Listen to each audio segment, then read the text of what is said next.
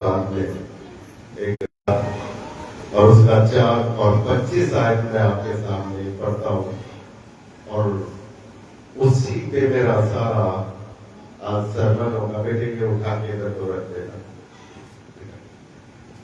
इधर साइड पर। इफ्सियों की पुस्तक और उसका 4 अध्याय और 25वीं आयत, यहाँ परमेश्वर का वचन कहता है, इस कारण झूठ बोलना छोड़कर हर एक अपने पड़ोसी से सच बोले, क्योंकि हम आपस में एक दूसरे के अंग हैं। फिर से मैं आपके सामने पढ़ता हूं इफ्सियों की पुस्तक और उसका 4 अध्याय और उसका 25 आयत ये कहती है, इस कारण झूठ बोलना छोड़कर हर एक अपने पड़ोसी से सच बोले, क्योंकि हम आपस में एक दूसरे के अंग हैं। ईमानदारी परमेश्वर को ईमानदारी बहुत पसंद है और बेईमानी, झूठ बोलना, अत्याचार करना, वो परमेश्वर से हम अलग हो जाते हैं। ईमानदारी अगर हम देखते हैं तो एक दिया हुआ परमेश्वर की तरफ से गॉड गिफ्ट है। मैं ये समझता हूं कि कोई भी आदमी के अंदर ऐसा नहीं है कि ईमानदारी ना हो। बेईमान के अंदर ईमानदारी होती है। और आज हम देखते हैं कि ये परमेश्वर हमसे बात करना चाहता है और आज के विषय में हम ईमानदारी के ऊपर चर्चा करने वाले हैं। एक ईमानदारी एक ऐसी चीज है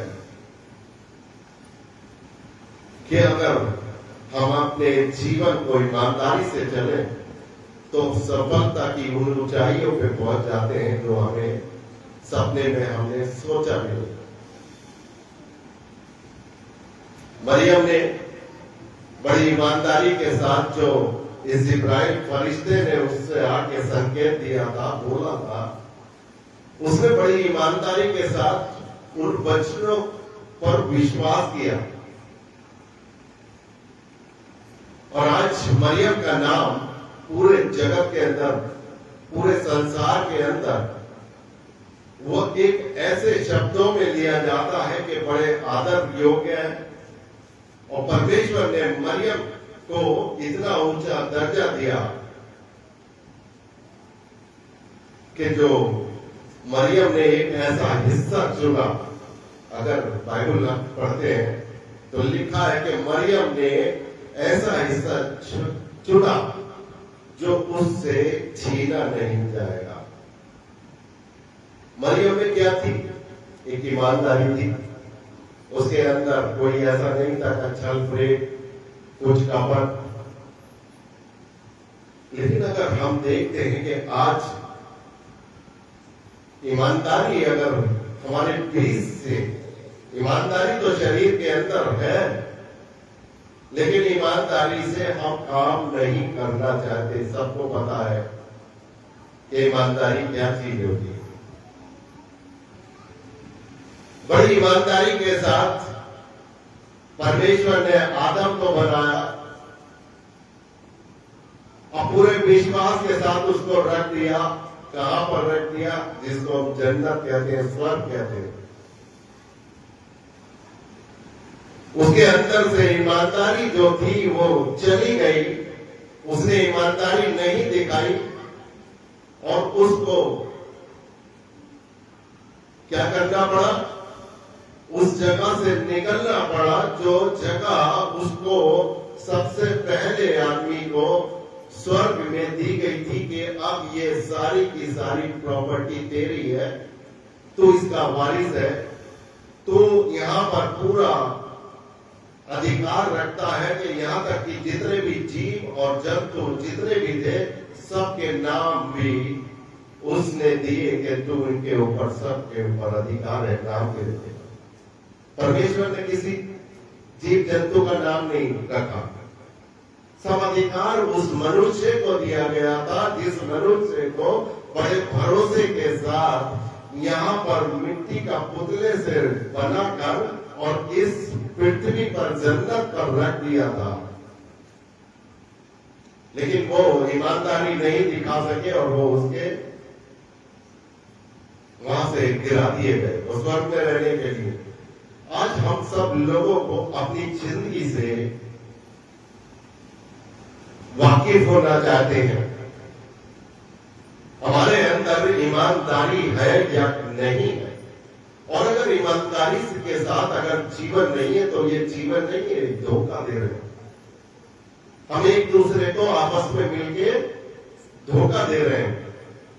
और ईमानदारी का जीवन जो होता है वो हमारे लिए एक जन्नत से कम नहीं होता, क्योंकि स्वर्ग के वारिस वही लोग बाग होंगे जो बड़ी ईमानदारी और वफादारी के साथ। मैंने पहले भी कहा था कि इस पृथ्वी के ऊपर हम उस टाइम के लिए हैं।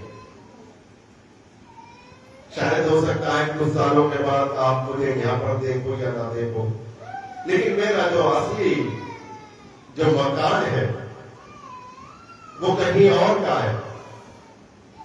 हमें उसके लिए तैयारी करनी है। एसीओ 5, एसीओ 6 और उसकी 11 आयत में आपके सामने पढ़ता हूं। एसीओ 6 और उसकी 11 आयत, परमेश्वर के सारे हथियार बांध लो कि तुम शैतान की युक्तियों के सामने खड़े रह सको, क्योंकि हमारा ये मन युद्ध लहू और मांस से नहीं परंतु प्रधानों से और अधिकारियों से है, और इस संसार के अंधकार के हाकिमों से और इस दुष्टता की आत्मिक सेनाओं से है जो आकाश में है। एक इंसान जिसको पता भी नहीं है कि मेरे पीछे कौन विरोधी पड़े हुए। यहां पर हम एक दूसरे के विरोधी हो सकते हैं, एक दूसरे को तबाह करने की सोचते हैं। क्या उसमें हमारी कामयाबी है या नहीं? हम एक दूसरे के लिए प्रार्थना नहीं करते, अपने पड़ोसी के लिए कहा वो पड़ोसी हम है। अब यहां पर हमें समझना पड़ेगा कि पड़ोसी कौन है। पड़ोसी, ये पड़ोसी तो है चाहे वो किसी भी जाति का। परमेश्वर ने ये नहीं कहा कि तुम ईसाई पड़ोसी से मोहब्बत करना, जो मसीह है उसी से मोहब्बत दिखाना जो तुम्हारा पड़ोसी है। उसने क्या कहा कि उसका आना पूरे संसार के लिए आना हुआ, वो चाहे किसी भी कुल का हो, चाहे वो किसी भी जाति का हो, चाहे वो किसी भी प्रदेश का हो, चाहे वो किसी भी देश का हो। इस संसार में यीशु मसीह का आना हुआ पूरे संसार के लिए। ईमानदारी की मैं बात कर रहा था, तो हमें बड़ी ईमानदारी के साथ यहां पर करना, क्योंकि हमारे लोग बात बहुत पीछे पड़े हुए। हमारा पड़ोस भी हो सकता है अगर हमने अच्छी तरीके से उससे वार्तालाप नहीं करी। हमारे परिवार में हो सकता है एक पत्नी में ईमानदारी नहीं हो सकती, एक पति में ईमानदारी नहीं हो सकती, क्योंकि वो भी एक दूसरे के अंग है। बाइबल बताती है कि पति और पत्नी एक दूसरे के अंग है। वो अपने माता और पिता को छोड़कर, एक लड़की आती है वो अपने आदमी के साथ रहने के लिए आती है, तो वो जब से ये परमेश्वर की आशीष के रूप में उसको मिलता है कि पति और पत्नी एक दूसरे से मिले रहेंगे और अपने माता पिता को छोड़कर वो एक तन और एक मन होंगे। एक तन एक मन होंगे। क्या ऐसा है आज? मैं किसी से पूछ नहीं रहा यहां पर कि कोई बताए, लेकिन सब इस बात को देखेगा कहीं ना कहीं। हर एक आदमी, हर एक महिला वो जानती है कि मेरा पति मुझसे कितनी ईमानदारी दिखा रहा है। हर एक पुरुष अपनी पत्नी के लिए जानता है कि मेरी जो पत्नी है वो कितनी ईमानदारी के साथ मुझसे ईमानदारी और वफादारी के साथ मेरे साथ रह रही है या नहीं रह रही। मैंने पहले कहा था कि ईमानदारी डकैतों में भी होती है, चोरों में भी होती है, बुरे आदमियों में भी होती है। हम ईमानदारी को नहीं दिखा पाते। चर्च में हम आते हैं, क्या ईमानदारी के साथ उस परमेश्वर को पूरा समय दे रहे हैं या नहीं दे रहे? जिस बात के लिए हमारा आना होता है, हम सुबह उठते हैं, घर से तैयार होते हैं, अच्छे अच्छे कपड़े पहनते हैं, नहाते धोते चर्च को आते हैं। क्या वो ईमानदारी हमारे अंदर है कि चर्च में जब हम आए हैं तो चर्च की उन सारी बातों को सोचे और समझे, और जो चर्च के नियम कानून है जो परमेश्वर ने दिए हैं उनको फॉलो कर रहे हैं या नहीं कर रहे? वो आपके अंदर ईमानदारी है या नहीं? आप चर्च के जब अंदर जुड़े हुए हैं, चर्च से जुड़े हुए हैं, तो कितना दशमांश दे रहे हैं या चोरी तो नहीं कर रहे परमेश्वर ने? क्योंकि परमेश्वर ने तो आपकी झोली खूब भर रखी है। आप बहुत बहुत बड़ी बातें करते हैं, बड़ी बड़ी चीजें लेते हैं। क्या चर्च के लिए आपके लिए कितना टाइम भी नहीं है, पैसा भी नहीं है? ये ईमानदारी भी परमेश्वर देखता है। और परमेश्वर का वचन बताता है कि वो चीज झूठ बोलना उसको बुरा लगता है। परमेश्वर बहुत अच्छी जीवन हम सब लोगों को यहाँ पर देने वाला है और दे रहा है।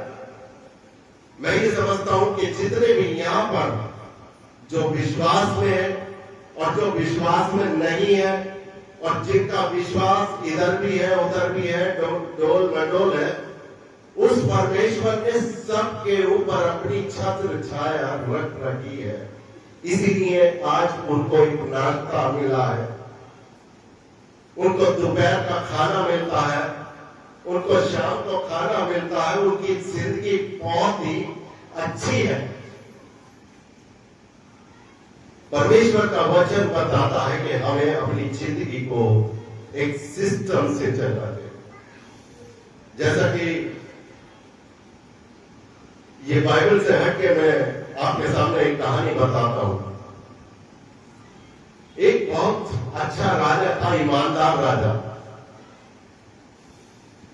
और बहुत ही अच्छी तरीके से वो अपने राजपाट को चलाना चाहता था। और उसके मन में ये थी कि मेरे गद्दी पे बैठे हुए कोई आदमी परेशान ना हो, और इस मेरे राज्य में चल क्या रहा है उसको अपने नौकर और चाकर के ऊपर भरोसा नहीं रहा। उसने कहा कि मैं स्वयं खुद भेष बदल कर, वो रात को उसने अपना भेष बदला और वो रोड पे चलता गया। ऐसा अपने आप का हुलिया ऐसा था कि कोई भिखारी या चोर या डकैतों की तरह उसने अपना हुलिया बनाया, ताकि लोग का कोई भी उस पर ये शक न कर सके कि ये राजा है। एक उसे चोरों का छूट मिल जाता है। मैं देख रहा हूं, मैं आपको बताना चाहता हूं कि ईमानदारी हर एक के अंदर एक चोर में भी है। वो 4-5 लोग बात थे और वो उस आदमी से पूछने लगे जो आ रहे थे पीछे से कि भाई तुम कहां से हो? बोले मैं यहीं पर हूं, और अपना जो है थोड़ी देर पहले उसने बात सुन ली थी कि ये चोर लोग हैं। तो उसने ये कहा तुम कहां से आ रहे हो चोरों ने? तो उस राजा ने बोला कि मैं ऐसी छोटी मोटी चोरी कर लेता हूं और इससे अपनी गुजर बसर कर लेता हूं। तो उन चोरों ने कहा कि तुम अकेले हो, सब मिलके एक साथ चोरी करेंगे और हम जो कमाएंगे वो तुम्हें भी मिलेगा, हम आपस में बांट लेते हैं। वो राजा उनके साथ चल दिया।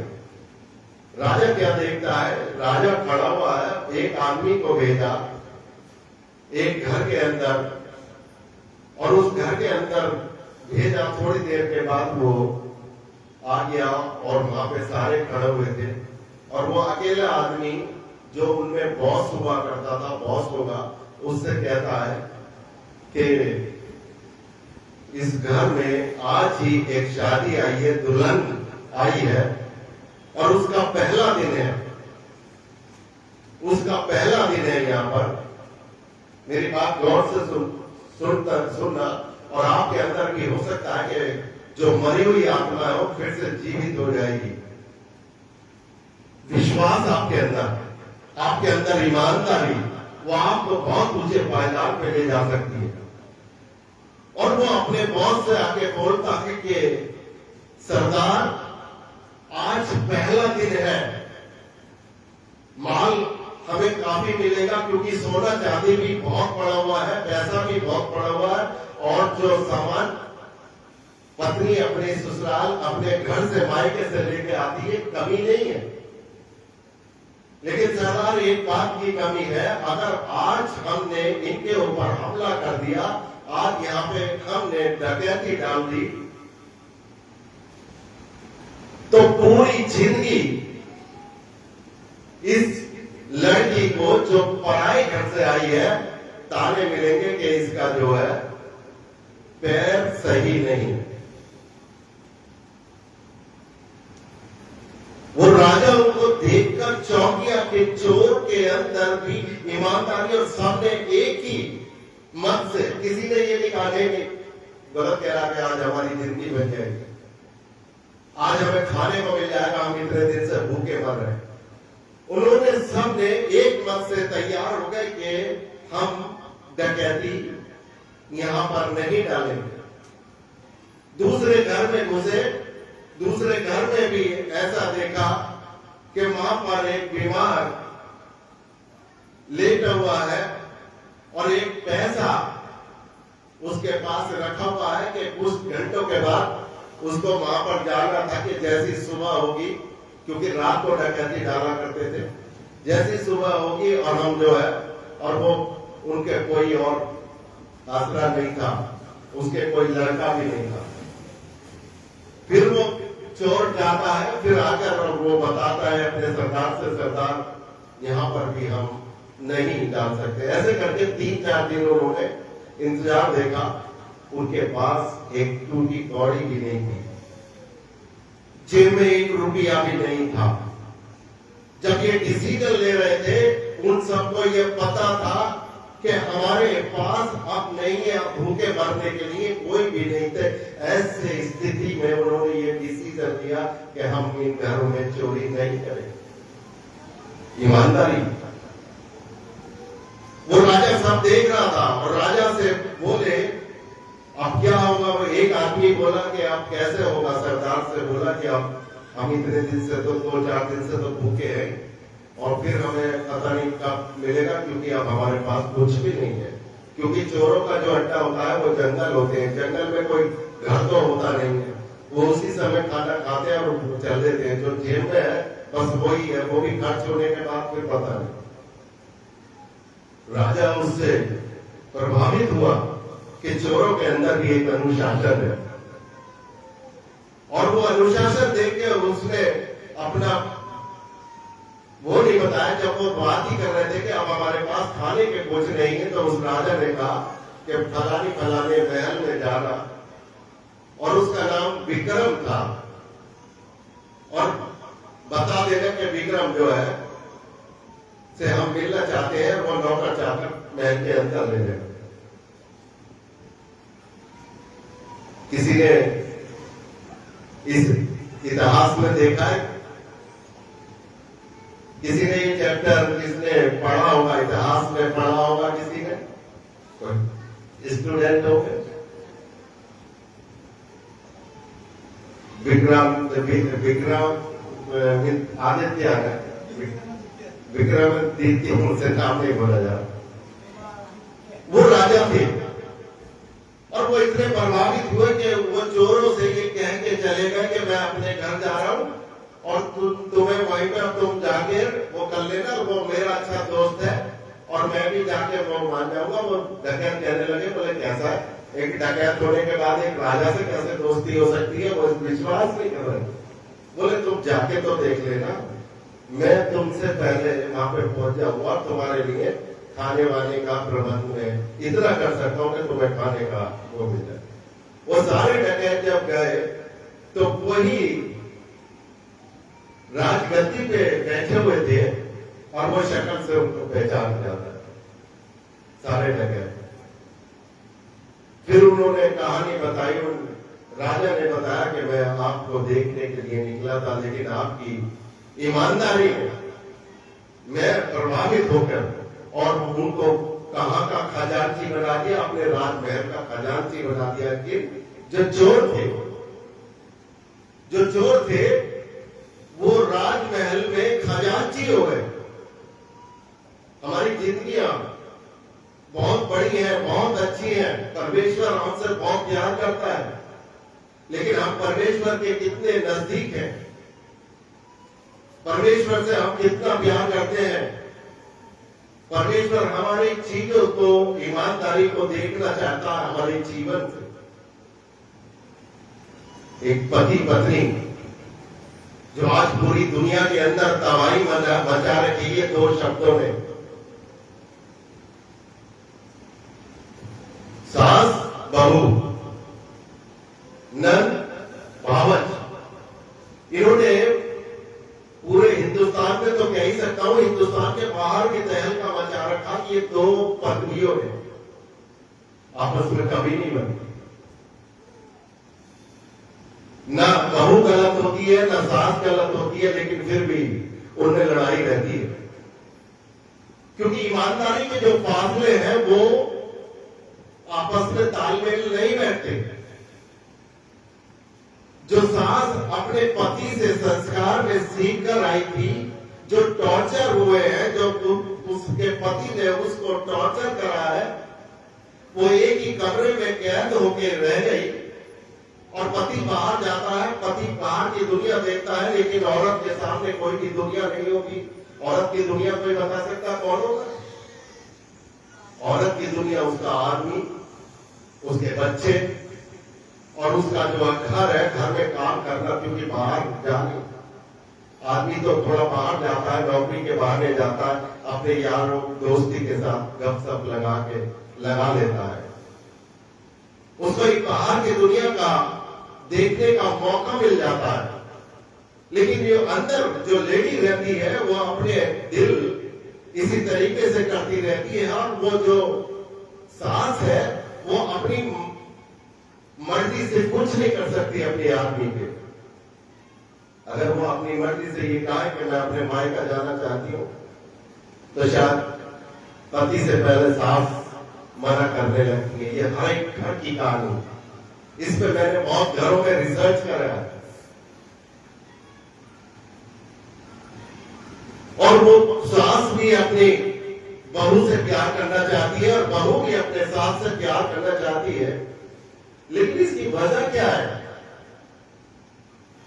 मैंने पहले भी बताया ना, हम पिछले जन्म में चले जाते हैं, हम पिछले जन्म में चले जाते हैं। पिछले जन्म में देखते हैं कि हमारी माँ और हमारी दादी का ये नियम था, वो सुबह 5 बजे उठ जाती थी और 5 बजे उठ के वो चक्की पीसती थी और भैंसों का दूध निकालती थी।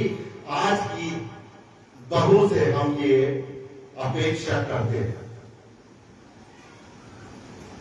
आज की बहू ने वो साथ नहीं समझ पाती कि जो परिश्रम उसने कर लिया, आज ईमानदारी में एक आलसपन की कमी आ गई।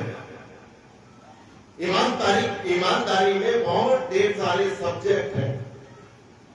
ईमानदारी में चोरी है, हत्या है, डकैती है, एक दूसरे को धोखा देना है, एक दूसरे की चीज पे कब्जा करना है, एक दूसरे के मनों को और व्यवहारों को नीचा दिखाना है। ये सब ईमानदारी के सब्जेक्ट हैं कि ईमानदारी उस आदमी में है या नहीं, और है तो कितनी है। एक चोरों की जो मिसाल मैंने बताई, जब चोरों के अंदर ईमानदारी हो सकती है, यहाँ पर आए हुए जितने भी परमेश्वर के भवन में आते हैं, वो परमेश्वर को कितना चाहते हैं? क्या टाइम देना चाहते हैं आप? सच्चा दिल से अपना मुक्तिदाता मान लिया है या नहीं मान लिया? कहीं ऐसा तो नहीं है कि टाइम पास करने के लिए आते कि फलाना जा रहा तो गिरनारा मैं भी चला जाऊं। चर्च गए भी, चर्च जाकर हमने बातें भी सुन ली, लेकिन जो सुनी वो उधर से निकाल के और दिन भर चले गए। कभी कभी ऐसा होता है कि पति हारा थका हुआ अपने बॉस की डांट सुनकर आता है और पत्नी उसको एक गिलास पानी भी नहीं दे सकती। यहां पर भी वो ईमानदारी नहीं। घर में लड़ाई झगड़े आपस में होते रहते हैं। बच्चा अगर कुछ भी गलत चीज देख रहा है, सबसे बुरी सजा माँ बाप लोग अपने बच्चे को दे रहे हैं। इस बात बच्चा को कुछ खिलाना हो, मोबाइल उसके हाथ में पकड़ा दिया जाता है, और मोबाइल जब हाथ में पकड़ा दिया जाता है तो मोबाइल के पकड़ाने से वो बच्चा खाने तो लगता है, उसमें देख रहा है, लेकिन शरीर के अंदर जब इंद्रियां होती है सारी, जब हम मुंह से खाना खाते हैं, हाथ भी चलता है, आंख भी चलते, दिमाग भी काम करता है, सारी चीजें काम करती है, तो वो चीज काम नहीं करती। जो मोबाइल से बच्चे खाना खाते हैं, बच्चा कभी हंस खुश नहीं हो सकता, उसकी हेल्थ नहीं बन सकती, उसमें बीमारी के संकेत आने लगते हैं। जो माता पिता कि हम शांति से बैठे, बच्चा परेशान ना करे, वो मोबाइल पकड़ा दिया और इधर माँ अपना मोबाइल पकड़ के बैठ जाती है, वो भी देखती है कि मैं भी मोबाइल देख रही हूँ, बच्चे को भी। उस माँ को ये पता नहीं है कि माँ अपने बच्चे से कितना खिलवाड़ करेगी, उसको मौत के मुंह में ढकेल रही है। जब कभी भी मोबाइल नहीं थे तो क्या माएं अपने संतानों को कोई खाना नहीं खिलाती थी या दूध नहीं पिलाती थी, लेकिन आज इतना बड़ा शैतान हम लोगों के बीच में आ चुका है, जिसको हम मोबाइल के रूप में जानते हैं। वो मोबाइल हमारे बच्चों को तबाह करता जा रहा है। वो मोबाइल बच्चों की जिंदगियों को खराब करता जा रहा है। और परमेश्वर के वचन में, नीति वचन में क्या लिखा गया कि पति, वो एक अच्छा पिता अपने बच्चों को रिस्क न दिलाए, गलत आदत उनके अंदर, गलत संस्कार उनके अंदर न डाले, यह जन्म से डाल दिए जाते हैं। बच्चा जब एकदम से आता है, एकदम नर्सिंग होम से ही आता है, उसके दिखाने चालू कर देते हैं कि ये मोबाइल है, ये ऐसा है, वैसा है, फलाना। बच्चा उसी चीज को जानता है। बहुत ढेर सारी बच्चों की जिंदगियां तबाह हो चुकी है मोबाइल देख के। अभी की उम्र कुछ भी नहीं, शरीर टेढ़े हो गए, उनकी आंखें पलट गई हैं। वो जो खा रहे हैं वो खाने में उनका शरीर नहीं पड़ रहा, एबनॉर्मल टाइप उनका जीवन बन चुका है। हम सब लोग का ईमानदारी से अपने बच्चों तक का भी पालन पोषण नहीं कर रहा, इसलिए ये जिंदगी तबाह है। आज हमारी जिंदगियां बहुत ढेर सारी उलझनों में फंसी हुई है, उलझ के रह रहे हैं। हम लोग सोचते हैं कि हम सही हैं। हर एक आदमी, जितना भी कोई भी आदमी है या महिला है या बच्चे हो, सोचते हैं कि हमारा जो दिमाग, जो परमेश्वर ने दिया है, वो बहुत ही अच्छा दिया है, बहुत ही अच्छा दिया है। कोई हार मारने के लिए तैयारी नहीं है कि दिमाग में कुछ भी होता है। हमें हर समय अपने परमेश्वर से सीखना है, हर समय सीखना है। जब हम शैया के नजदीक पहुंच जाते हैं, जब हमारी मृत्यु नजदीक आ जाती है, हम लेट जाते हैं कि अब ऊपर ही हमारा प्रस्थान होगा, उस समय भी हम सीख रहे होते हैं। एक हमारे सामने एक फिल्म चल रही होती है, हम मुंह से तो नहीं बोल रहे, हमारे पड़ोसी हमारे लिए कितना ईमानदारी के साथ है, जिस पड़ोसी के लिए मैं ईमानदारी के साथ अपने जीवन को बिताता था, प्यार से बोलता था, इसके सुख दुख में काम आता था, क्या वो ईमानदारी के साथ इस समय मेरे साथ खड़ा हुआ है? एक पति के लिए वो पति ने अपनी पत्नी के लिए क्या कुछ नहीं करा होगा, क्या कुछ नहीं करा होगा, उसकी सारी जरूरतों को पूरा किया होगा। और जब आखिरी टाइम होता है तो वो पति अपने बिस्तर पे लेटा रहता है और पत्नी इधर उधर बात करती रहती है। ऐसे भी परिवार हमने देखे। ऐसे बच्चे जिस मां ने या जिस बाप ने अपनी शान शौकत लुटा दी, उन बच्चों के ऊपर उनके सारी तमन्नाओं को पूरा किया है, वो सारी चीजों को दिया। आज जो जिंदगी है उनके बच्चों में भी अगर जो कुछ भी अच्छी जिंदगी पाई जाती है तो उन माता पिता की बदौलत पाई जाती है। उन माता पिता ने उनको एक अच्छा मकान दिया, एक अच्छी जिंदगी दी, एक अच्छी सारी चीजें दी, अच्छी शादी करी। उसके बाद वो माता पिता जब बीमार हो जाते हैं और जब आखिरी वक्त होता है तो मैंने वो सीन भी देखा है यहाँ पर कि टांग से पकड़ के और माता को ऐसे खचीड़ के लाया जाता है। वो भी ईमानदारी थी। सगी क्या उनसे परमेश्वर उनको अच्छा समझेगा, स्वर्ग में उनको जगह देगा? जो इनको बात को सोचते हैं कि हमारे अंदर बहुत अच्छा दिमाग है, हमारे अंदर बहुत ही अच्छी टैलेंट है, हमारे अंदर बहुत ही पढ़ाई की क्षमता है, क्या परमेश्वर उनसे खुश होगा? परमेश्वर ने हर एक उन चीज को बर्बाद कर दिया। मैंने आदम को बोला, शुरुआत में मैंने बोला, जब आदम को इस जगत पे उस स्वर्ग में रखा था जिसको हम अदन की वाटिका कहते हैं, बहुत अच्छी थी, 5 स्टार 7 स्टार होटल से भी बहुत ही अच्छी चीज थी वो। वहां पर वो रहने के लायक ना, उन्होंने उल्लंघन किया परमेश्वर की बात में ईमानदारी नहीं दिखाई, झूठ बोला, झूठ बोला। उसने स्वीकार नहीं किया, आदम ने स्वीकार नहीं किया कि मुझसे गलती हो गई।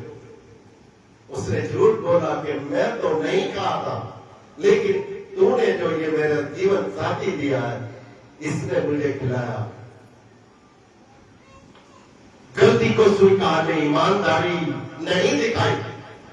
वो परमेश्वर जिसने हम सब लोगों को अपना जीवन दान दिया है, अपना श्वास हमारे अंदर फूकी है, और आज हम वो मिसाल है कि उसकी जिंदा संतान कहलाते हैं। जिंदा परमेश्वर की जिंदा जिंदी संतान होने का अगर दावा दिया है तो वो हमारे मसीह प्रभु यीशु मसीह ने दिया है। वो हम सब लोगों के लिए देखता है कि हम कितनी ईमानदारी और वफादारी के साथ ये चर्च के साथ लगाव रखे हुए हैं। बच्चा जब पैदा होता है उसको अच्छी परवरिश मिल जाती है, अच्छे संस्कार मिल जाते हैं, वो अच्छी अच्छी पढ़ाइयां कर डालता है। और जब बच्चा पैदा होता है उसको संस्कार नहीं मिल पाते, बच्चा सांप भी पकड़ना होता है तो माँ बाप कहते हैं कि अच्छा ही है। और अगर किसी पड़ोसी ने कह दिया कि तुम्हारा बच्चा सांप पकड़ना रहा था, तो उससे ही पड़ोसी से लड़ते लड़ते मर जाते।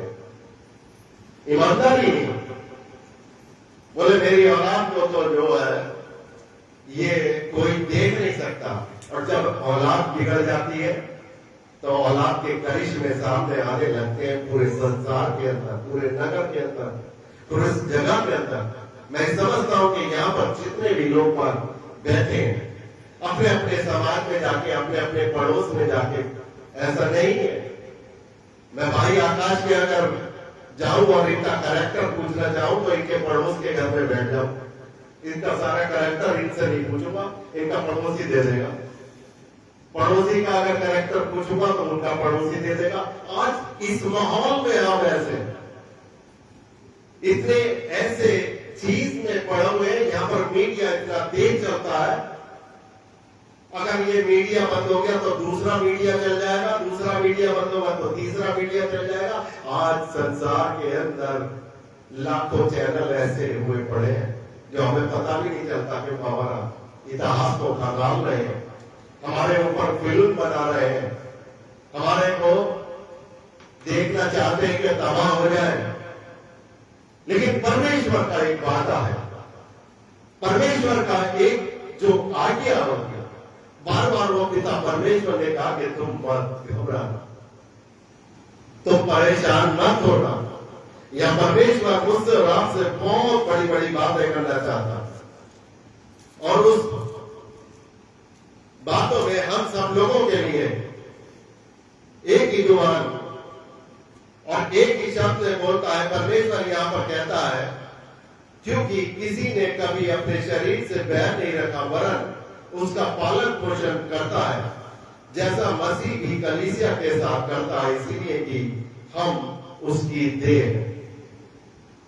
हम सब लोग ये भूल जाते हैं कि हम एक देह में वो पड़ोसी भी हो सकता है, वो पत्नी भी हो सकती है, आपकी पति भी हो सकता है, वो बच्चे भी, क्योंकि आप के देह से बच्चे भी निकले हुए हैं, देह की हो गई। जब इतना पढ़ते हैं, रोजाना बाइबल को खंगालते हैं, बाइबल को अगर पढ़ने के बाद आपके अंदर, आपके जीवन में ये चीज प्रभाव नहीं डाला जाता तो आप बाइबल नहीं पढ़ते। बाइबल आपकी एक कोने में, घर के कोने में रखी है और उसके अंदर धूल झुक रही है। अगर हम अपने कैरेक्टर को अच्छा बनाना चाहते हैं, आपको कोई भी टीचर की जरूरत नहीं। मैं उस टीचर की बात नहीं कर रहा कि जो क्लासों के टीचर होते हैं।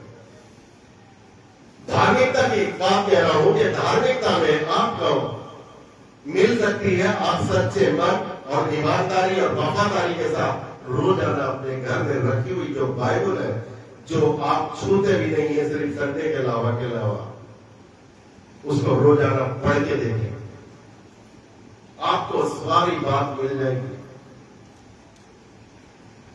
बाइबल एक ऐसी चीज है कि इसमें सोशल साइंस भी है, इसमें एमएस भी है, इसमें वो सारे सब्जेक्ट है। कोई भी सब्जेक्ट ऐसा नहीं है जो बाइबल से परे होके रहे। क्या बाइबल आपको ये नहीं बताती कि साफ रहना चाहिए? क्या बाइबल आपसे ये नहीं कहती कि मतलब जो है रोजाना नहाना धोना चाहिए? बाइबल आपसे ये नहीं कहती कि झूठ नहीं बोलना चाहिए? बाइबल आपसे ये नहीं कहती कि आप चोरी नहीं करना चाहिए? बाइबल कहती है कि इन सारी चीजों को अगर फॉलो करोगे, अगर विश्वास के साथ, अगर ईमानदारी के साथ इन वचनों पर ध्यान दोगे, तो प्रभु यीशु मसीह तुम्हारे हर समय साथ साथ चलेगा। और जब साथ साथ चलेगा तो हम दावा कर सकते हैं कि हम प्रभु के उस जगह को देख सकते हैं जिस प्रभु ने हमसे वादा करा है कि मैं चाहता हूं और तुम्हें भी साथ में लेके जाऊंगा। या अपने आप ही बना लेते हैं। लोग बात कह लेते हैं कि मतलब जो है हम तो स्वर्ग में जाते हैं और घर के लोग बात उसको स्वर्गीय बना देते हैं। मेरी बहन सुमन पीछे बैठी है, अगर कोई भी इस दुनिया से चला जाता है तो एकदम ही कहने लगते हैं कि ओम शांति और रेस्ट एंड पीस। मैं भी उसमें शामिल हूं, मैं भी शामिल हूं। हम पड़ोसी भी कहने लगते हैं और यार दोस्त भी कहने लगते हैं। लेकिन जब किसी ने जो मेरे से सीनियर है, जब उसने बताया कि जब आप ये करते हैं तो बाइबल के खिलाफ होके काम करते हैं, किस आदमी को अधिकार दिया है कि किसी दूसरे का कैरेक्टर की वो सर्टिफिकेट दे सके इस पृथ्वी के अंदर? हो सकता है कि उसने अच्छे काम किए, हो सकता है कि उसने अच्छे काम नहीं किए। क्या घर वाले या आस पड़ोसी वाले या उसके फ्रेंड कैसे उसको स्वर्गीय बना देते हैं कि स्वर्ग में उसको शांति? और आप कौन होते हैं शांति देने वाले? आपके मन की शांति तो है नहीं, आपके घर में शांति नहीं है। लेकिन हमने अपने मोबाइल निकाला और किसी का देखा कि कोई डेथ हो गई और हमने एकदम रेस्ट एंड पीस कर दिया। वो मुझ पर प्रभाव पड़ा कि मैं इतने दिन से गलती कर रहा। मैंने सोचा, पूरी रात सोचने में लगाई। मैं जब सोने चला गया मैंने सोचा कि कहीं ऐसा तो नहीं है कि ये जिस आदमी ने मुझसे ये बात कही है तो कि मैं कहीं बाइबल से तो नहीं हट जाऊं, लेकिन पूरी रात मैंने सोचा, जब कभी भी मेरी आंख खुलती थी जब भी मैं सोचता था, लेकिन फिर बाद में सुबह के बाद में सोच रहा था, सुबह को मुझको अकल आई कि अगर हम करते हैं तो गलत करते हैं। इंसान को कोई भी अधिकार नहीं है इस दुनिया में, इंसान को कोई भी अधिकार नहीं है कि उसको कोई डिग्री दे दे कि उसको स्वर्ग में जगह मिल जाएगी या स्वर्ग में वो शांति प्रदान करेगा। शांति देने का भी अगर हम वायदा करते हैं कि उसकी आत्मा को शांति मिलेगी, क्यों मिल जाएगी? कभी कभी जाने अनजाने में हम ये गलती कर जाते हैं, और जब गलती अगर हम मान लेते हैं, स्वीकार कर लेते हैं, वो परमेश्वर हमको माफ करने वाला है। वो खेदित मन वालों में शांति पैदा करने वाला सिर्फ एक परमेश्वर के अलावा, जिसका नाम यीशु मसीह के नाम से जानते हैं, वो यीशु मसीह के अलावा हमें कोई शांति नहीं दे सकता। हमारा मुक्ति का मार्ग पे चलाने वाला कोई नहीं दे सकता। और जब हम मसीह में होकर चलते हैं तो पत्नी भी अपने काम अच्छी तरीके से करती है, पति भी अपने काम अच्छी तरीके से करता है, और वैसी उसकी जनरेशन होती है। जैसा हम बीज डालेंगे वैसा ही फल उगता है। जितना हम बीज को अच्छी तरीके से नलाई गुड़ाई करेंगे, उसकी देखभाल माता पिता परवरिश से अपनी संतान की करेंगे, तो वो एक अच्छा होनहार बच्चा होगा, होनहार संतान होगी। आजकल हमने देखे अपने माता पिता की कोई इज्जत भी नहीं करना चाहते, बहुत ढेर सारे बच्चे सिर्फ अपने शरीर से उनको लगाओ। वो शरीर के कुछ घंटों बाद, कुछ सालों बाद, कुछ दिनों बाद, कुछ समय के बाद वो शरीर उनसे छीन लिया जाएगा। वो शरीर उनके पास नहीं रहने वाला। उस शरीर पे हम गावट करते रहते हैं और उस शरीर पर लीपापोती करते रहते हैं, उस शरीर को ढकते रहते हैं महंगे से महंगे। लेकिन जिस शरीर के अंदर हम प्रवेश करेंगे, एक नया शरीर हमें मिलने वाला है। जिस शरीर के अंदर हम प्रवेश करने वाले, उसकी तरह ये तैयारी हमारे लिए अभी तक कोई भी हमने अपने दिमाग से नहीं सोचा कि हमें जाना था। परमेश्वर हमको वो सारी चीजें देने के लिए तैयार है जो आदम को दी थी। आज भी वो आदम से खफा नहीं था, वो हवा से खफा नहीं था। वो खफा था कि उसने अपनी ईमानदारी को परमेश्वर के सामने से खत्म कर दिया, हटा दिया, और झूठ का सहारा लेना पड़ा।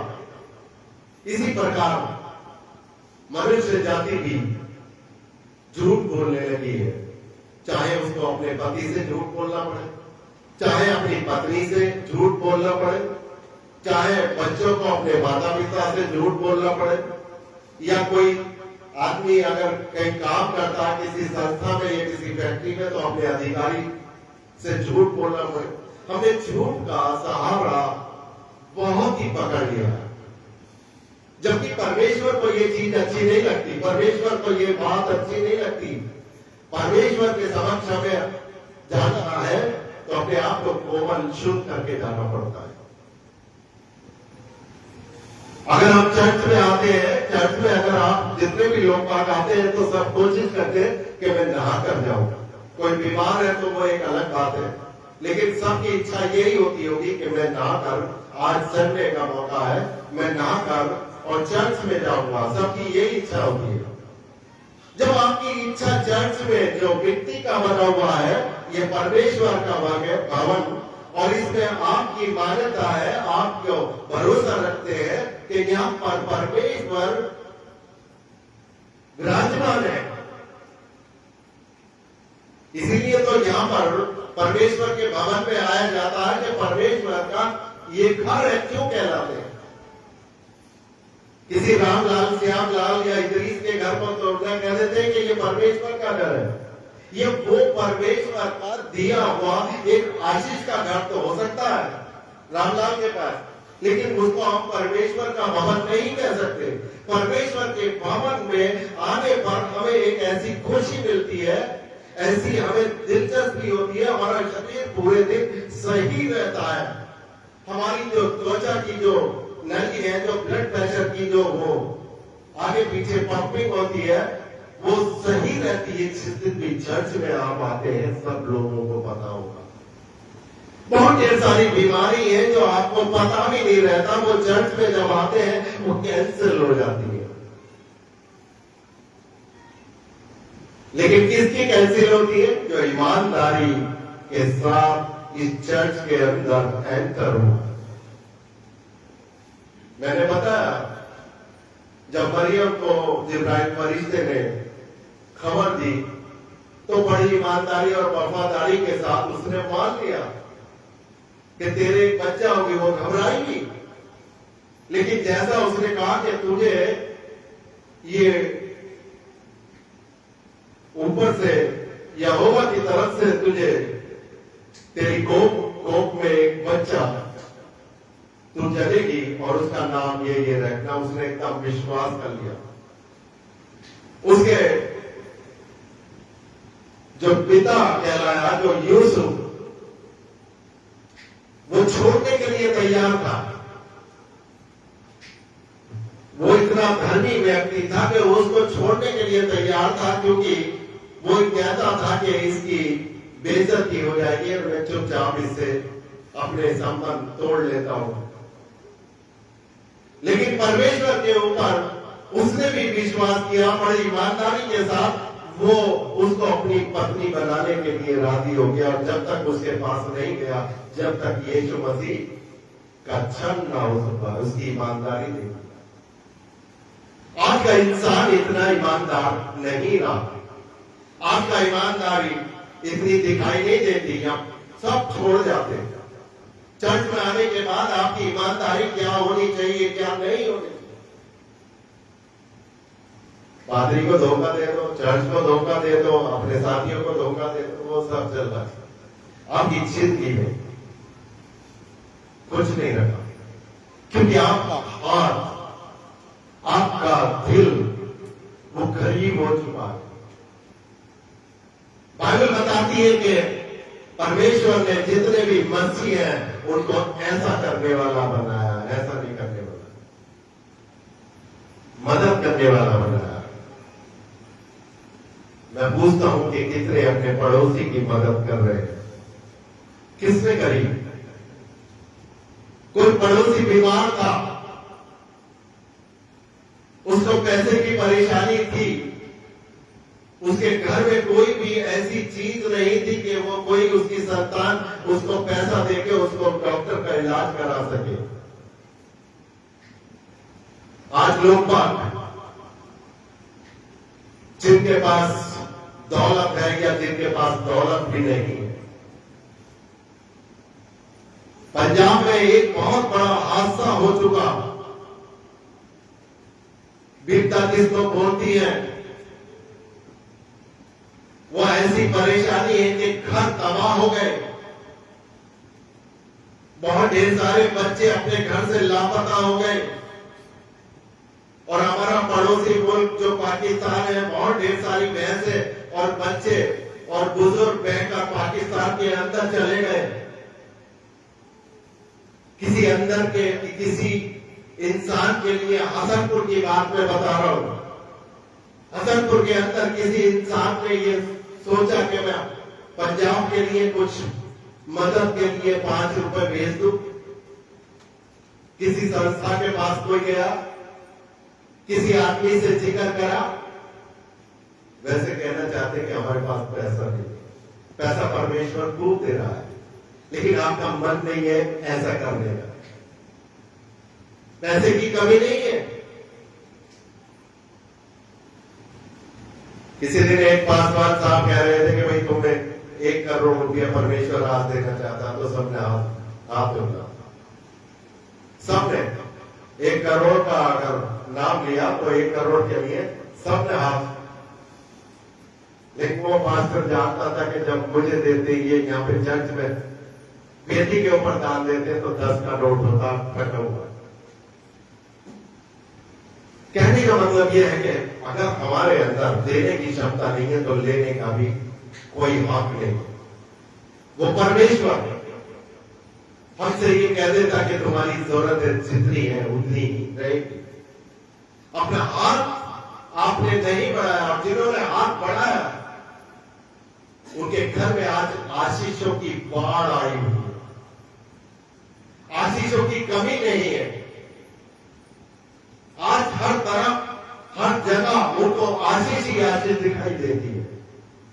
हम परमेश्वर के कितनी नजदीकी में है कितने नहीं है, हम कहां पर वो करते हैं, हमारा लेवल कहां पर पहुंच चुका है, हम अपने आप को कितना गिराना चाहते हैं, हम उस जगह पर रहेंगे या नहीं रहेंगे। परमेश्वर का वचन मेरे से और आपसे बहुत कुछ बात करना चाहता है और हम सबको एक ही दायरे में रखना चाहता है कि हम ईमानदारी के साथ अपना जीवन कितना बिताएं। आपके अंदर ईमानदारी कितनी होगी?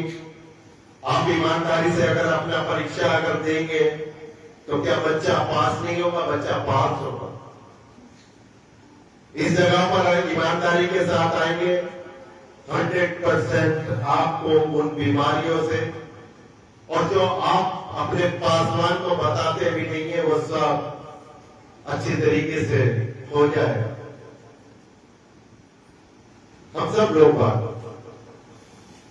एक दिखावे के लिए आते, ज्यादा दूसरा जा रहा तो मैं भी चला।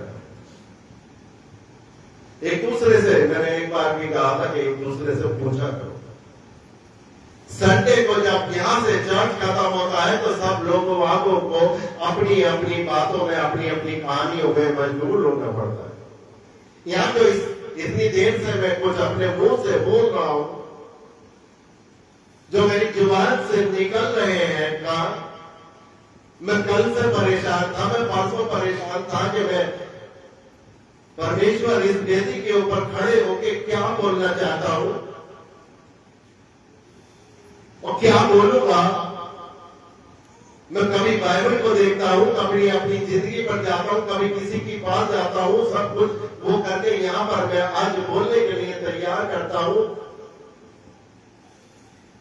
और लोग बात यहां पर सुन ऐसे रहे हैं कि जैसे वो सिर्फ मेरी तरफ ही ध्यान आकर्षित है। लेकिन चर्च जब छूट जाता है, चर्च के बाद जब वो छूटने के बाद आगे आ जाना भाई, आगे बैठे, जब चर्च छूट जाता है तो एक भी शब्द पासवान का पता नहीं रहता। बैठे जो बाहर है वो अंदर ही बैठा रहे, बाहर ना खड़े। एक भी शब्द पासवान का पता नहीं रहता। क्यों नहीं रहता? ईमानदारी से आज वचन को नहीं सुना गया। ईमानदारी आपके अंदर वो पैदा आपके माता पिता ने नहीं करी जो आपको डांट के झपट के मार के पीट के जो प्रभु के पास लाना चाहिए था, आपके माता पिता नहीं ला पाए। आपके माता पिता ने भी ठट्टों में उड़ाया, आप भी ठट्टों में उड़ाओगे, आपकी आने वाली जनरेशन भी ठट्टों में उड़ाएगी।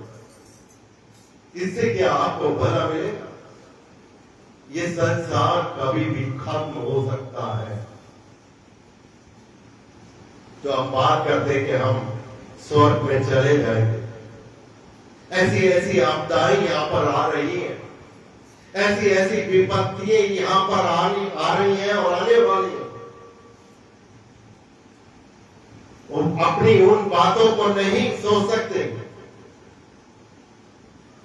वो भविष्यवाणी को भूल पड़े जो बाइबल के अंदर लिखी हुई है।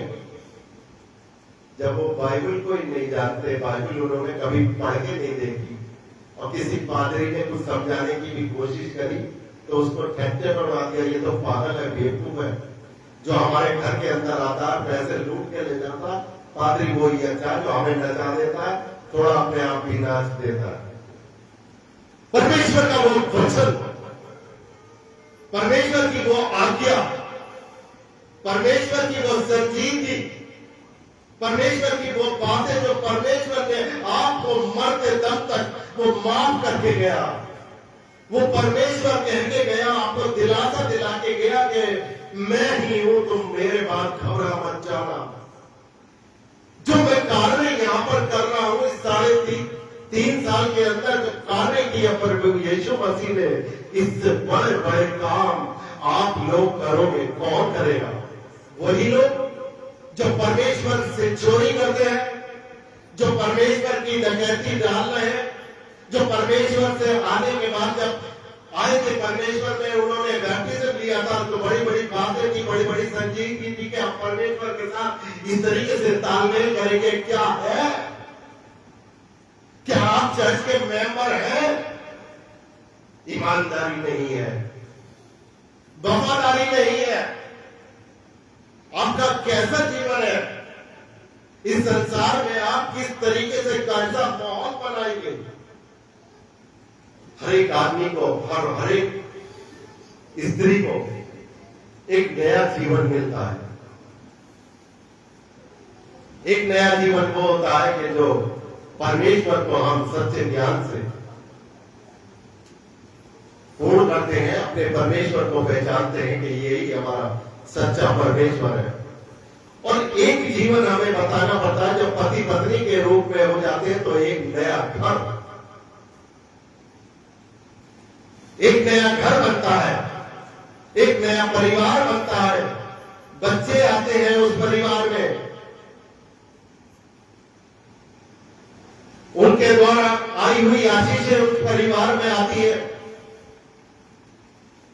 और जितनी भी आशीषें आती है वो परमेश्वर को धन्यवाद धन्यवाद देता चला जाता है, और एक संसार बनता है। और उस संसार को कोई एपीजे अब्दुल कलाम भी बन जाता है, और कोई सुल्ताना डाकू भी बन जाता है। कोई ये सोचता है कि आज इस घर में आए तो इसको लूट लो, इस पड़ोस से मुलाकात हुई है, इससे मुलाकात हुई है, इसको लूट लो।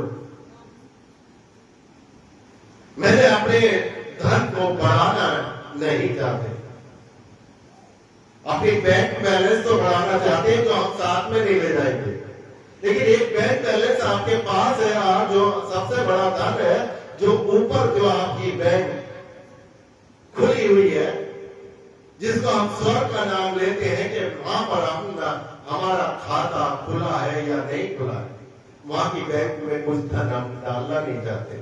इसी तरीके से हम पत्नी से चोरी करते हैं, हम बच्चों से चोरी करते हैं, बच्चा माता पिता से चोरी करता है, और कोई भी पड़ोसी अगर हमसे कुछ मांग ले, भाई अभी अभी हमने दे दिए, पैसे होते तुम्हें देना जरूर चाहते थे या तुम्हारी मदद जरूर करना चाहते थे, लेकिन बिल्कुल अभी अभी खत्म हुए। क्या ऐसे लोग परमेश्वर के राज्य के वारिस होंगे? या ऐसे लोग वारिस होंगे जो परमेश्वर को जानते ही नहीं? चर्च में तो जरूर आ गए, लेकिन परमेश्वर की एबीसीडी अभी तक उन्होंने कुछ नहीं सीखी। ना विश्वास में कोई मजबूती है, न किसी और चीज में मजबूती है, ना ही उनके माता पिता में वो ज्योति आई है, जो ज्योति उसने कहा था कि तुम ज्योति की संतान हो। अंधेरा छाया हुआ है घरों के अंदर, बहुत ढेर सारे घर ऐसे मिल जाएंगे जिनके अंदर अंधेरा छाया हुआ है, लेकिन पछतावा नहीं है। गलती करते जाओ और अपने आप को कि हमारे अंदर जो दिमाग दिया है वो बहुत ही, उन चोरों से सीख लेनी चाहिए। चोरों का भी एक डिसिप्लिन था, चोरों का भी एक नियम था कि हम चोरी तो कर लेंगे, हम डकैती तो डाल लेंगे, हमारी जीविका के लिए बहुत दिन तक हमारी पेट भरने के लिए सब कुछ मिल जाएगा, लेकिन उनको एक नियम था, एक डिसिप्लिन था कि इस लड़की की जिंदगी बर्बाद हो जाएगी। इसके घर वाले कहने लगेंगे ससुराल के कि ये लड़की हमारे लिए एक कलंक है।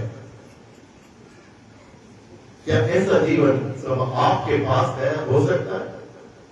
मैं अगर कहता हूं, अगर ऐसा जीवन आपके पास है, आप चाहे कितने भी बर्बाद हो, कितना भी गुनहगार क्यों ना हो, कितने भी परेशान क्यों ना हो, आपको परेशान और आपको विपत्ति में आप कितने भी गुनाहगार हैं, परमेश्वर अभी इसी समय आपको माफ करने वाला है।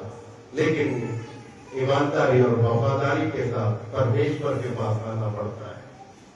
ऐसे बहुत ढेर सारे लोग आगे आज मिल जाएंगे जो प्रभु प्रभु के नारे लगाते हैं, बहुत नारे लगाते हैं, लेकिन वो प्रभु के नहीं होते।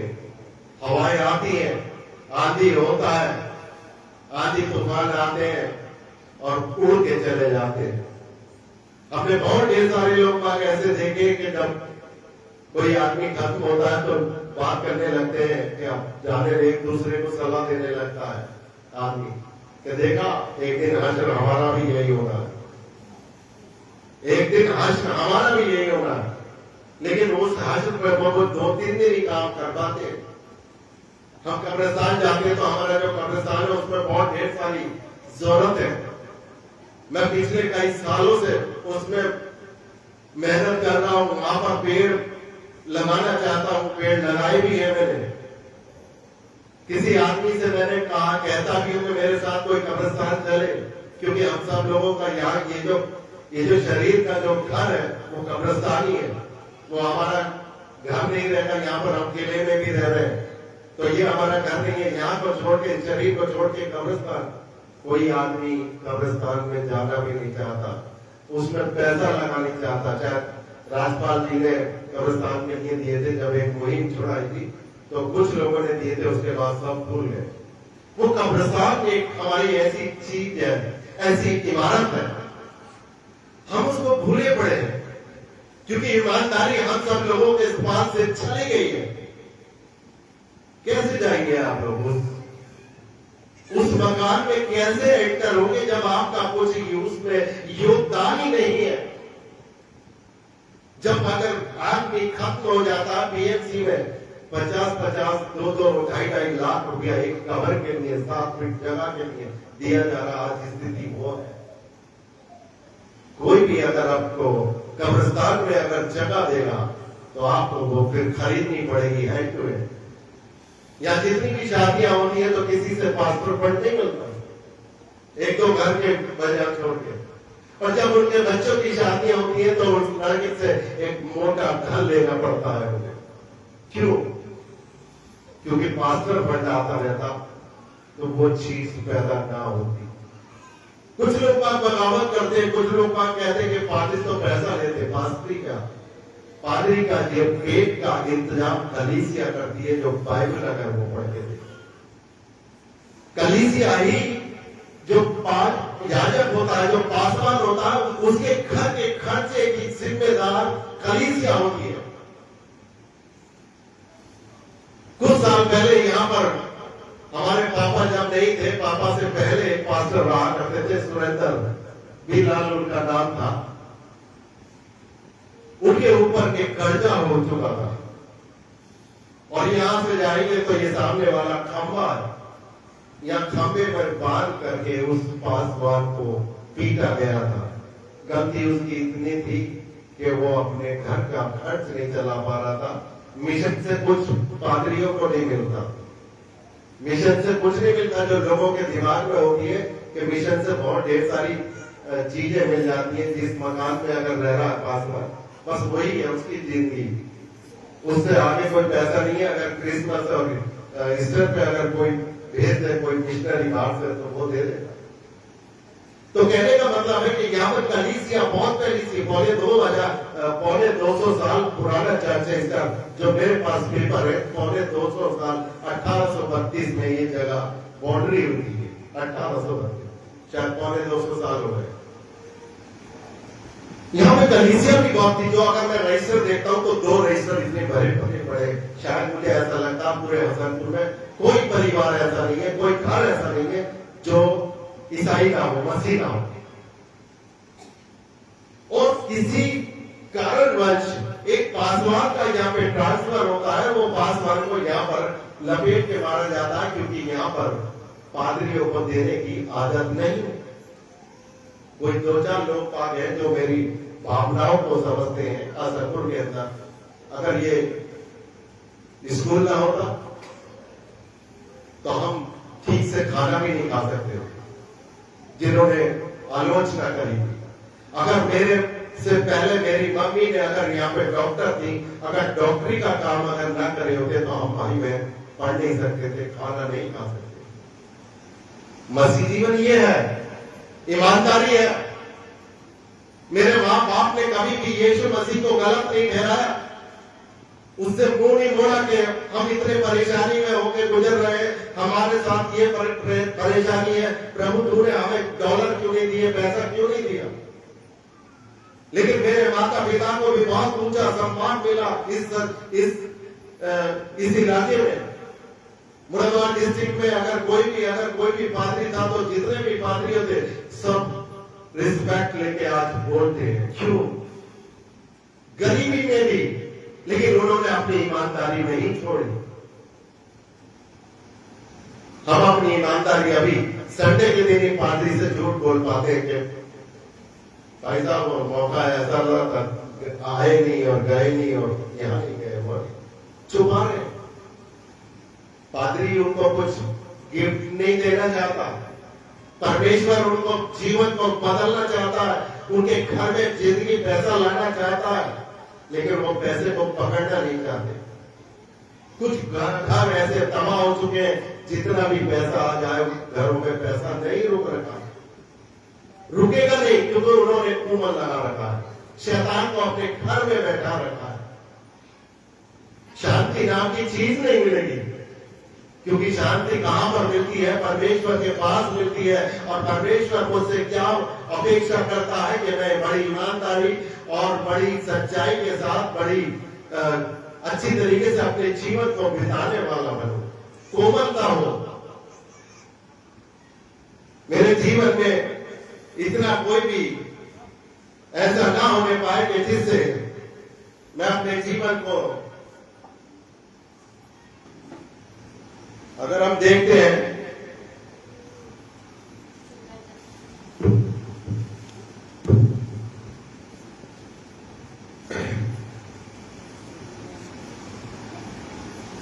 यहां पर इर्मिया की किताब में पढ़ रहा हूं, उसका नामा और उसकी 22 आयत निकाले मेरे आप, ये थोड़ा सा समय लूंगा।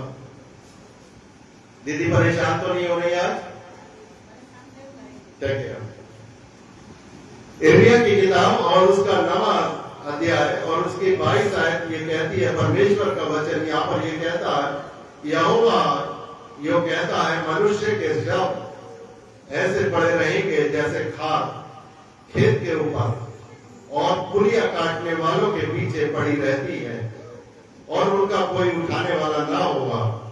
यहोवा ये कहता है, बुद्धिमान अपनी बुद्धि पर घमंड न करे और ना वीर अपनी वीरता पर, ना धनी अपने धन पर घमंड करे, परंतु जो घमंड करे वह इसी बात पर घमंड करे कि वह मुझे जानता है और समझता है कि मैं ही वही यहोवा हूं जो पृथ्वी पर करुणा, न्याय और धर्म के काम करता हूं, क्योंकि मैं इन्हीं से प्रसन्न हूं।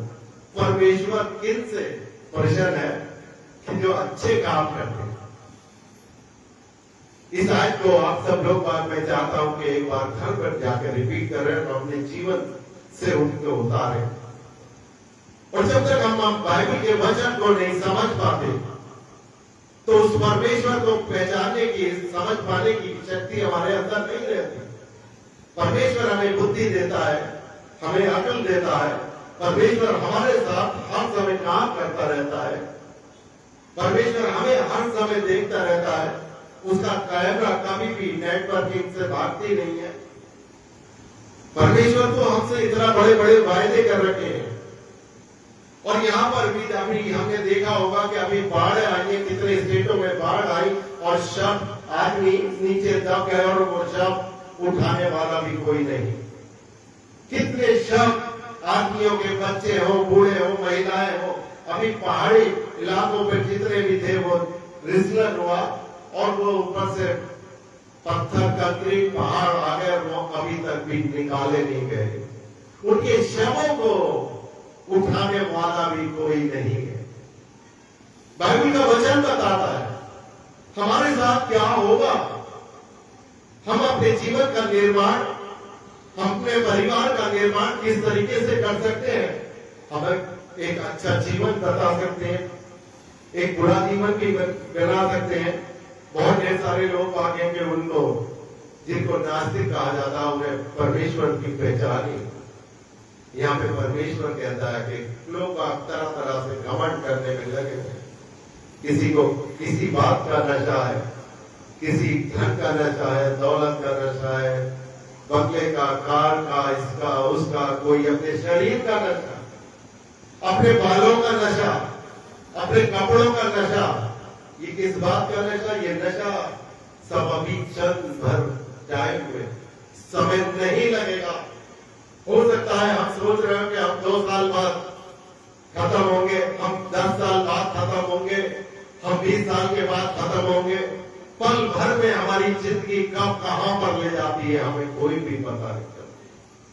क्या हम इस लायक है या नहीं, या हम उन्हीं छेड़ी में आएंगे कि पड़ोसी हमको उठा के हमारी अर्थी के पास जाएंगे और अर्थी पर कर देंगे ओम शांति, आत्मा को शांति इंसान ही देगा।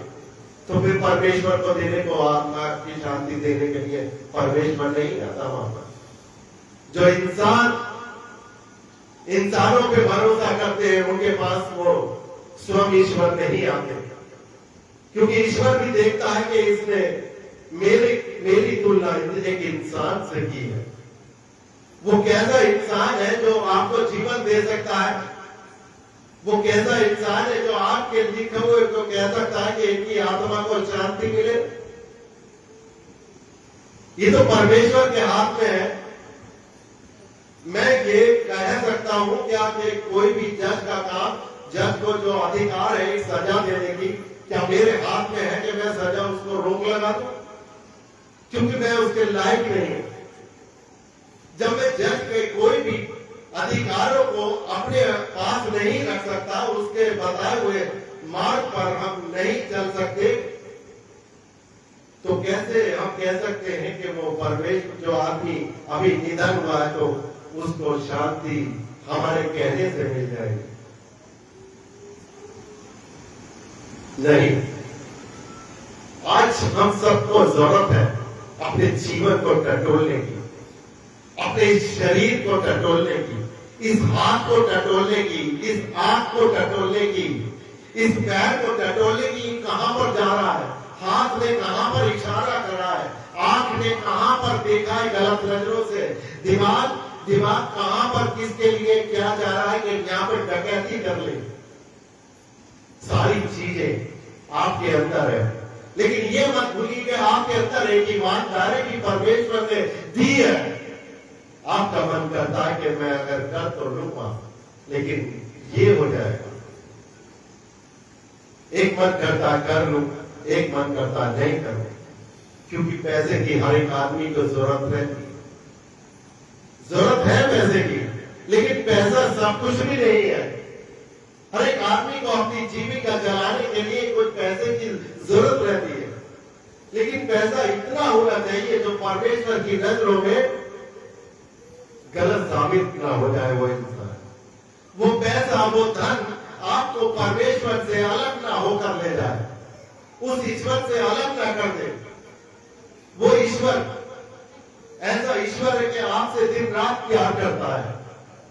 आपको कहता है कि मेरे बताए हुए रास्ते पर, मेरे बताए हुए मार्ग पर तुम चलोगे तो इस पृथ्वी पर भी और इस पृथ्वी के बाद जो अनंत जीवन है, जो मैंने तुम्हें दिया है, किसी और ने इस पृथ्वी पर जितने भी लॉर्ड या गॉड आए, किसी ने ये नहीं कहा कि मैं मरने के बाद जिंदा हो जाऊंगा।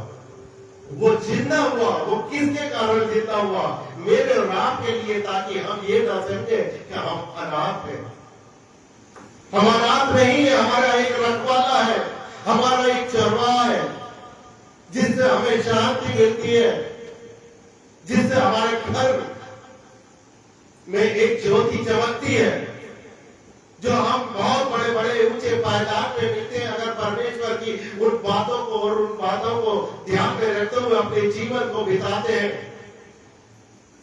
ऐसे तो रोजाना हम चर्च में आएंगे और चर्च से चले जाएंगे, ऐसे ही आए थे ऐसे ही चले गए। इससे कोई भाई लोगों को फायदा नहीं है अगर आपके जीवन में कुछ बदलाव नहीं आया।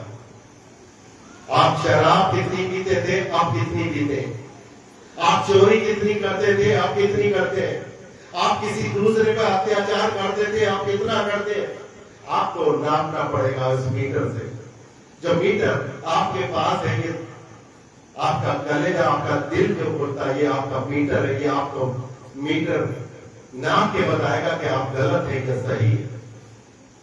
वो क्षमता आपकी बनाई हुई कैसी है, आपके साथ जो परवरिश हुई थी वो गलत हुई है या अच्छी हुई है, ये आप बेहतर जानते होंगे। लोग बात तो उसको दूसरे पकड़ लेते हैं कि गलत है, फलाने का लड़का गलत हो गया, फलाने की लड़की गलत हो गई। लेकिन उन परिस्थितियों को हम नहीं जानना चाहते कि किस परिस्थिति में फलाने का लड़का गलत हुआ। हम कोई भी मकान बनाने लगे, हमें बहुत ढेर सारे सलाहकार मिल जाएंगे। हम कोई भी परेशानी में पड़ जाए तो कोई हमें शांति देने के लिए कोई नहीं आएगा, कोई भी आपको कोई शांति देने के लिए नहीं आएगा। लेकिन आप कोई अच्छा काम करने लगो, मकान बनाने लगो अपने रहने के लिए, आप ज्यादा जानते हैं कि यहाँ पर खिड़की होनी चाहिए, यहाँ पे विंडो होनी चाहिए, यहाँ पर टॉयलेट होना चाहिए, यहाँ पर ये बहुत ढेर सारे सलाहकार आपके घर में आ जाते हैं, वो जब तक मकान क्यों ना बन जाए। बहुत ढेर सारे सलाहकार आपके घर में आ जाते हैं और आपको सलाह देते हैं कि आप ऐसा और कर लीजिएगा, बेचारे के पास पैसा है या नहीं। अलग अलग तब्दीलियां होती है, अलग अलग बातें होती हैं, और वो सारी की सारी बातें हमारे जीवन के ऊपर प्रभाव डालती है। हमारे बच्चों की जनरेशन खराब होती चली जा रही है। हमारे बच्चों की आज जीवन खराब होता चला जाए क्योंकि मम्मी भी आलसी, पापा भी आलसी के मैं मोबाइल देख रहा हूं, डिस्टर्ब ना हो, बच्चे को अलग मोबाइल दे दिया। बच्चे का हेल्थ बने या ना बने, आजकल बहुत बड़ी बीमारी ये हमारे बीच में आई हुई है कि बच्चों को मोबाइल देना। हकीकत में कह रहा हूं, ये मैं मजाक नहीं कर रहा, मैं किसी को देख के जो मैंने अभी 3, 4, 5 दिनों में समझा है, एक बुद्धिजीवी से जो समझा है, और इसका असर साइंस के ऊपर भी क्या प्रभाव पड़ रहा है। हम अपना घर को बर्बाद कर देते हैं इस मोबाइल के चक्कर में, हम अपने बच्चे को बर्बाद कर देते हैं इस मोबाइल के चक्कर में। मोबाइल एक ऐसा शैतान हमारे सामने आकर खड़ा हो चुका है कि वो हमें बर्बाद देखना चाहता है, वो बर्बादी देखना चाहता। पहले परमेश्वर से सच्चे मन से प्रार्थना करता था, बाइबल लेके आता था अपने घर से, आज बाइबल छोड़ दी है क्योंकि मोबाइल में बाइबल आ चुकी है। मोबाइल में बाइबल को वहां पर रख दिया जहां गलत चीजें भी होती हैं, गलत सीन होते हैं, गलत सारी चीजें होती हैं। वहां हम कहते हैं कि हमें कैसे, हमारा जीवन कैसे परमेश्वर सही कर देगा। आपको ताकत दी है, आपको समझ दी है, आपके अंदर कोई भी दिमाग गाय और भैंस का नहीं दिया है। आपको पूरा का पूरा वो अधिकार है कि अपने जीवन को अच्छी तरीके से बिता सकते हैं या नहीं बिता सकते।